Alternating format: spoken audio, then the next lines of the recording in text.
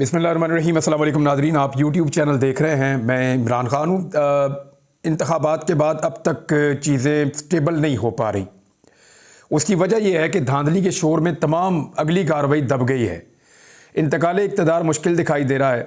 गो कि ये फ़ैसला कर लिया सारी जमातों ने, और वो फ़ैसला उनसे करवा दिया गया कि शरीफ ख़ानदान को आगे लाया जाएगा। पाकिस्तान का सबसे बड़ा सूबा जिसमें पाकिस्तान की आधी आबादी है, उसको ऑडियो वीडियोस के हवाले किया जा रहा है। यानी वहाँ पे अब यही धंधा चलेगा, मुझे तो लगता है, क्योंकि मरीम नवाज़ साहिबा के मुंह से हमने हमेशा यही सुना, मेरे पास इसकी भी ऑडियो है, उसकी भी वीडियो है, जजों की भी है, फ़लाँ की भी है, और ऐसे ऐसे लोगों की है। वो हमेशा ऐसे धमकाती रही हैं और उन्होंने बड़ी मकबूलियत हासिल की ऑडियो और वीडियो की वजह से।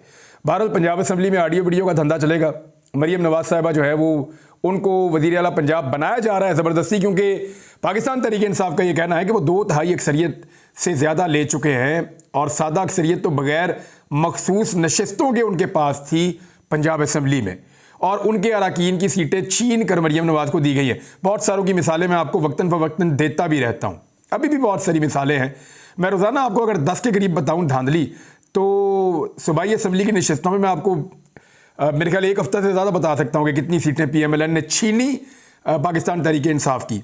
बहरहाल पाकिस्तान तहरीक इंसाफ ने सीटें भी इतनी ज़्यादा जीत ली हैं कि सीटें बार बार छीनने के बावजूद वो अब तक सबसे बड़ी जमात है पाकिस्तान में। फजलुर रहमान ने पिछले 5 इंतखाबात में इतनी सीटें नहीं जीती जितनी इमरान खान से इन इंतखाबात में छिन गई हैं। आप यहाँ से उसकी पॉलिटिकल स्ट्रेंथ का अंदाज़ा करें कि इतना छीना झपटी के बावजूद इमरान खान की जमात के पास अब भी सबसे ज़्यादा सीटें हैं कौमी असम्बली में। MQM जो है वो पिछले अपने तमाम इंतखाबात का भी रिकॉर्ड निकाल ले तो उन्होंने कभी इतनी सीटें जीती नहीं आज तक जितनी इमरान खान से छिन गई हैं। जीतना तो बहुत दूर की बात है। ये हालात हैं इन पॉलिटिकल पार्टीज़ के, और ये बात करते हैं तनकीद की। इमरान खान के साथ बहुत बड़ी ज़्यादती हुई है, बड़ा रोला पड़ गया, पूरी दुनिया में पड़ गया है। अल जज़ीरा ने तो ये जो हुकूमत बन रही है इसको मैंडेट थीव्स, यानी मैंडेट को चोरी करने वाले या वोट के ऊपर डाका डालने वाले करार दिया अल जज़ीरा ने। दुनिया भर के अखबारात जो लिख रहे हैं उनमें बहुत सारी चीज़ें ऐसी हैं, अगर मैं यहाँ पाकिस्तान में बोलूँगा तो मैं गायब हो जाऊँगा। यानी बहुत सारी चीज़ें ऐसी हो, पाकिस्तान के इदारों के बारे में, पाकिस्तान के लोगों के बारे में, सबके बारे में खुल खुला के लिख रहे हैं, और हर चीज़ बता रहे हैं कि पाकिस्तान में एक्चुअली हो क्या रहा है। और इंडियंस मजाक उड़ा रहे हैं, यूरोपीय चैनल्स जो हैं वो इसके ऊपर बात कर रहे हैं, अखबारात इसके ऊपर बात कर रहे हैं, जो बैनुल अक़वामी TV चैनल्स हैं वो इसके ऊपर बात कर रहे हैं। रोज़ाना कोई ना कोई जरीदा कोई एक डॉक्यूमेंट्री या कोई एक रिपोर्ट तफसीली छाप देता है, एक नया आर्टिकल आ जाता है, और ऐसा लगता है कि घंटों के हिसाब से चीज़ें आ रही हैं। पिछले 5-7 दिन के अंदर जिस तबाही की कवरेज हुई है, और जिस तरीके से इमरान खान का बयानिया पूरी दुनिया में गया है, और जिस तरीके से पाकिस्तान में होने वाली धांधली पूरी दुनिया में एक्सपोज हुई है, इसकी कोई और मिसाल नहीं मिलती। प्रेशर इतना बढ़ गया है कि अमेरिकन का स्टेटमेंट आया है। वो स्टेटमेंट आप देख लीजिए, ये मेरे सामने डॉन के ऊपर भी इनका स्टेटमेंट है और दीगर जगहों पे भी है स्टेटमेंट। तो वो कह ये रहे हैं अमेरिका ने पाकिस्तान के इंतखाबात पर लगने वाले इल्ज़ामात की तहकीकात का मुतालबा कर दिया, और अमेरिका ने कहा कि जो पाकिस्तान में मुल्क भर में 8 फरवरी को होने वाले आम इंतखाबात के दौरान धांधली हुई है उनके इल्ज़ामात की पाकिस्तान तहकीकात करे, और इनकी तहकीकात होनी चाहिए। जो तर्जुमान है वाइट हाउस के अमेरिका के, वो ये कह रहे हैं कि सिर्फ पाकिस्तान नहीं बल्कि दुनिया में कहीं भी ऐसे इल्ज़ामात की मुकम्मल छानबीन होनी चाहिए, और हम ये मुतालबा करते रहेंगे। मैथ्यू मिलर ने कहा कि अगर पाकिस्तान में एक मिक्स किस्म की हुकूमत बनाई जा रही है, मखलूत हुकूमत, या वो एक चूंगा बरब्बा जो बन रहा है, तो ये पाकिस्तान का अंदरूनी मामला है। हम तो जो भी नई हुकूमत आएगी उसके साथ मिलकर काम करेंगे।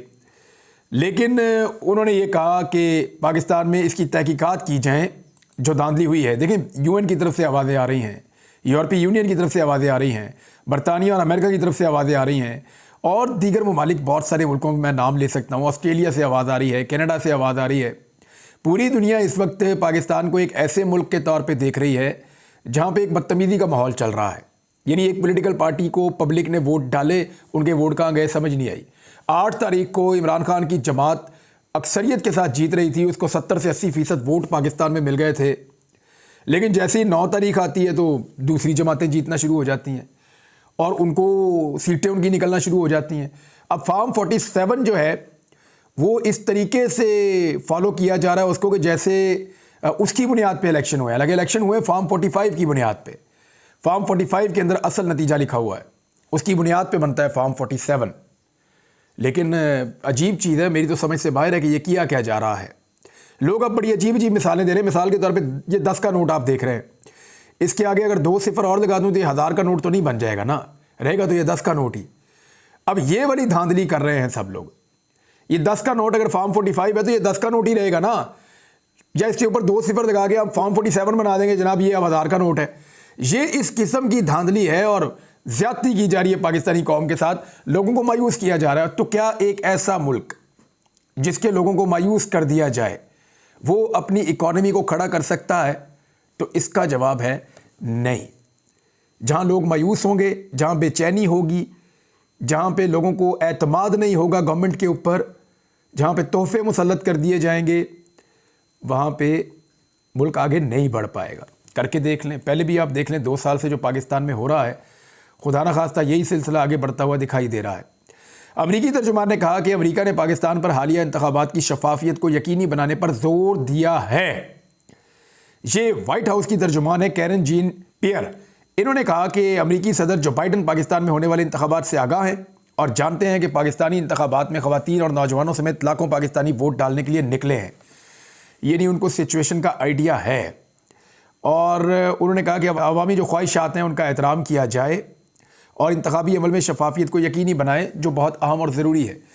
देखें, अमेरिका को मुदाखलत पाकिस्तान के अंदरूनी मामलात में करनी नहीं चाहिए, लेकिन जब आप डेमोक्रेसी के नाम के ऊपर एक मुल्क में इंतखाबात करवाते हैं और उसके अंदर इस किस्म की हरकतें होती हैं तो फिर दुनिया बोलती है और दुनिया बोलेगी भी। तो ये बड़ा अनफॉर्चुनेट है, बदकिस्मती है पाकिस्तान की कि पाकिस्तान आज भी इस सदी के अंदर, जब दुनिया बहुत आगे निकल गई है, तो हम इंतखाबात में धांधली की वजह से दुनिया में मकबूल हो रहे हैं। दूसरी जानिब बाहर से तो आवाज़ें उठ रही हैं, इंटरनेशनल मीडिया आवाज़ें उठा रहा है, सब आवाज़ें उठा रहे हैं। बलूचिस्तान के अंदर अकेले नौजवान ने मुसीबत डाली हुई है, 4 सीटों का चक्कर है और पूरे बलूचिस्तान को उन्होंने बंद किया हुआ है नौजवानों ने, और वो कह रहे हैं हमें हमारा हक दिया जाए। खैबर पख्तूनख्वा में जहाँ 1 सीट का मामला आता है वहाँ पूरा शहर निकल के अपना हक मांगता है। मिसाल के तौर पर पेशावर के अंदर जो मामला चल रहे हैं, जो छोटी छोटी जमातें हैं वो अपना हक मांगने के लिए 16 तारीख को मुल्क भर के अंदर एहतजाज करने जा रही हैं, चाहे वो GDA है या बलूचिस्तान की जमातें हैं। तो पाकिस्तान तहरीक इंसाफ का वर्कर, स्पेशली जो पंजाब की क़यादत है और जो मरकज़ी क़यादत है पाकिस्तान तहरीक इंसाफ की, उनको आड़े हाथों ले रहा है। बैरिस्टर गोहर को, हमाद अदर को, बाकी लोगों को वर्कर ये सवालात पूछ रहा है कि खैबर पख्तूनख्वा में सारी सीटें निकाल ली गई और वहाँ लोगों ने एक एक मामले के ऊपर एहतजाज करके अपना हक लिया और छीना, तो पंजाब में क्यों नहीं लिया जा सका? पंजाब में आप क्यों नहीं निकलते और अपना हक क्यों नहीं मांगते? ये बात अब कारकुन बार बार पूछ रहा है और इस मामले के ऊपर बहुत तनकीद कर रहा है। देखिए, एहतजाज का सिर्फ तरीका ये तो नहीं है कि निकल जाएं और निकल के ये कर दें वो कर दें। एहतजाज के और 100 तरीके होते हैं, लेकिन ऐसा लगता है कि पाकिस्तान तहरीक इंसाफ की जो क़यादत है वो कुछ हद तक कंप्रोमाइज्ड है, या वो खौफज़दा है। उन्हें लगता है कि इस वक्त उन्हें कुछ नहीं करना चाहिए, या वो किसी गायबी मदद का इंतज़ार कर रहे हैं कि उन्हें कोई गायबी मदद शायद मिल जाए, बाहर से कोई मदद आ जाए, या आलमी सतह के ऊपर दबाव बहुत बढ़ जाए, तो कुछ तो इनको करना पड़ेगा। ऐसे खाली बैठ के तो इनको घर में बैठा इंसाफ तो नहीं मिलेगा। अब तनकीद का सिलसिला जो है वो निगरान हुकूमतों से, इलेक्शन कमीशन से, इदारों से हट के तनकीद का सिलसिला पाकिस्तान तहरीक इंसाफ की क़यादत की तरफ भी आना शुरू हो गया है। और मेरे ख्याल में ये जायज़ तनकीद है। जिन लोगों ने वोट डाले हैं, जिन लोगों ने तकालीफ बर्दाश्त की है और वोट डाले हैं, उन लोगों का ये हक बनता है कि उनके वोटों की हिफाजत क्यों नहीं की गई, अगर नहीं की गई, जब वोट छिन गए तो फिर आवाज़ क्यों नहीं उठाई जा रही। ये उनका हक है, वो ये बात पूछ सकते हैं। नाज़रीन, एक पार्लियामेंट बनने जा रही है, मैं कौमी असम्बली की बात कर रहा हूँ, जहाँ पाकिस्तान तहरीक इंसाफ की बहुत बड़ी ताकत होगी। यानी ये सबसे बड़ी सियासी जमात होगी पार्लियामान के अंदर। जो इक़्तिदार में जमातें हैं वो सब इस जमात से छोटी हैं। यानी PMLN की जमात सबसे बड़ी जमात है, लेकिन वो पाकिस्तान तहरीक इंसाफ पे तादाद में काफ़ी कम है। अब तहरीक इंसाफ जब स्ट्रेंथ के साथ कौमी असम्बली में जा रही है, कोशिश तो वो करेंगे अपनी हुकूमत बनाने की, लेकिन अगर नहीं बनती और अदालतें उनको इंसाफ नहीं देती, और वो नज़र भी आ रहा है कि कादी फ़ायद ईसा साहब के अजीब अजीब सवालात के, जनाब वो क्या इलेक्शन मुकम्मल हो गए, रिज़ल्ट आ गए, वज़ीर-ए-आज़म बन गए। कादी फ़ायद ईसा साहब तो चीफ जस्टिस ऑफ पाकिस्तान होते हुए ऐसे सवालात पूछ रहे हैं। ये सवालात तो इमरान खान ने जेल में नहीं पूछे, यानी वो जेल के अंदर ज़्यादा बाखबर हैं कादी फ़ायद ईसा साहब से भी। तो अब पता नहीं सवाल किस नौयत के थे और किस वजह से सामने आए, लेकिन इसका तासुर बहुत अजीब सा बना हुआ है पाकिस्तान में।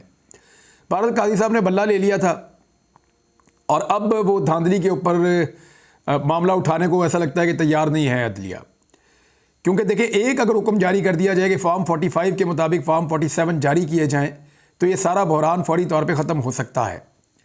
या ये फैसला कम से कम दे दिया जाए कि तहरीक इंसाफ के उम्मीदवारों को ख़रीदा नहीं जा सकता, वो एक सियासी जमात है, हमने उनसे उनका निशान ज़रूर छीन लिया था, ये उनको सज़ा दी गई थी, लेकिन उनका निशान छीनने के बावजूद वो एक सियासी जमात है, उनके बंदों को जो तोड़ेगा वो डिफेक्शन क्लॉज लगेगी उस बंदे के ऊपर जो छोड़ के जाएगा। फिर उनकी मखसूस नशिस्तों का मामला भी हल किया जाए कि उनको दी जाएँ, क्योंकि जिन लोगों को लोगों ने वोट डाले वो इमरान खान की वजह से डाले, वरना बैंगन किसको पसंद था? किसी को मंजी पे, किसी को पीढ़ी पे, किसी को जग पे, किसी को गिलास पे, किसी को प्याले पे, किसी को फाख्ता पे, किसी को बत्तख पे, किसी को जूते से, यानी ऐसी ऐसी चीज़ों पे एक बल्ले से इनको चिढ़ चढ़ती थी, तो बल्ला इनको कितना बुरा लगता था। अब आप सोचिए इनके साथ क्या हो रहा होगा। यानी सामने अगर कोई जग लेके आ जाएगा तो कहेंगे यार जग किन्ने रखे थे, चौके थों, जग से भी चिढ़ गए हैं, जग ने भी हरा दिया है। जूता नहीं पहनेंगे, नंगे पाँव फिरेंगे, अब गिलास की जगह किसी और चीज़ में पानी पिएंगे, अब प्याले की जगह दही किसमें खाएंगे, अब यानी बैंगन खाना छोड़ देंगे। अब यानी हर वो चीज़ जो रोज़मर्रा ज़िंदगी में आप इस्तेमाल करते हैं वो पाकिस्तान तहरीक इंसाफ में बांटी गई, लोगों ने निशान ढूंढ ढूंढ के ठप्पे लगाए और अब उन चीज़ों से चिढ़ चढ़ रही है इनको। ये चीज़ें इनको चिढ़ाती रहेंगी और ये वक्त इनको याद रहेगा। पाकिस्तान तहरीक इंसाफ ने मुल्क की तारीख का सबसे मुश्किल इलेक्शन ना सिर्फ लड़ा बल्कि उन्होंने लेंथों के साथ ये इलेक्शन जीता है, बड़ी कामयाबी हासिल की है, बहुत ताकतवर। इमरान खान का ये जो कारनामा है ये पाकिस्तान की तारीख के अंदर सुनहरी हरूफ के अंदर लिखा जाएगा।